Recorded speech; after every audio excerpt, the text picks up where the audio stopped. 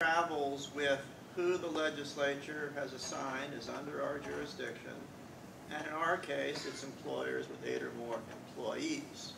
And so the distinction is between an employee and an independent contractor. An independent contractor is not an employee, and so we do not have the discretion to make someone into an employee who is not actually an employee. So this is purely, absolutely a hypothetical question on my part. So let's say, I'm not saying that this will ever happen or could happen, but let's just say our law was changed, and so in order for there to be discrimination, you just had to have 1 or more employees. If that were the case, then would that encompass contractors? No, because it would still be employees versus contractors, and so the distinction is, then the question we have to ask through our analytical framework is the person an employee or a contractor?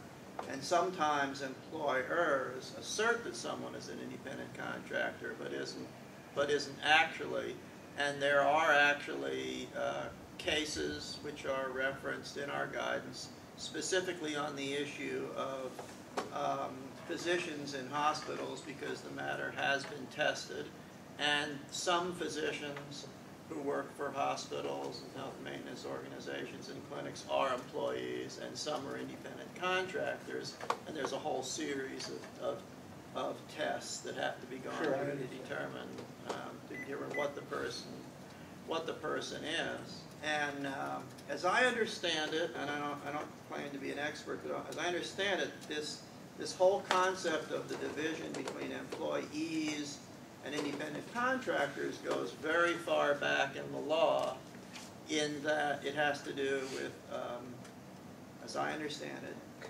trade, the freedom of a person who has a trade to practice their trade.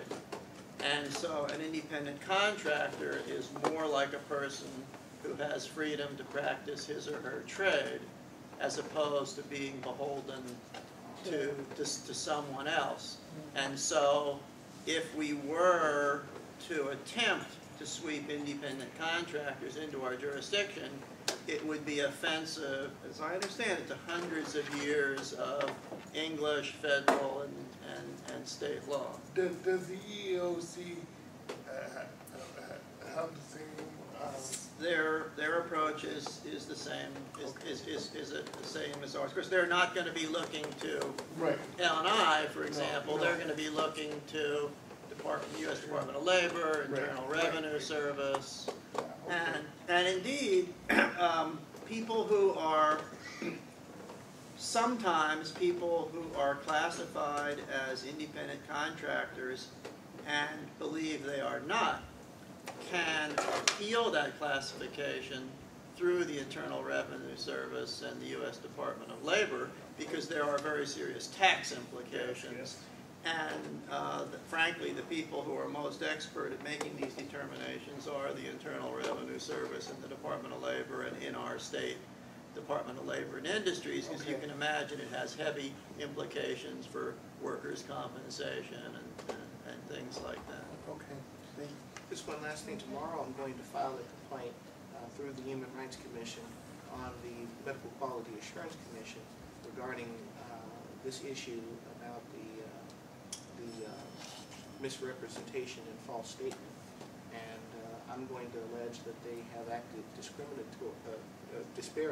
and have performed discrimination, because the construct, their reasoning that they gave to the Senator and to the Commission on African American Affairs is grossly different than what you have before you right there. And so I will present, I think the TC can have this thing produced so that she will have the disc so that they can see this, so they can respond, and I will attach all this with that. Thank you.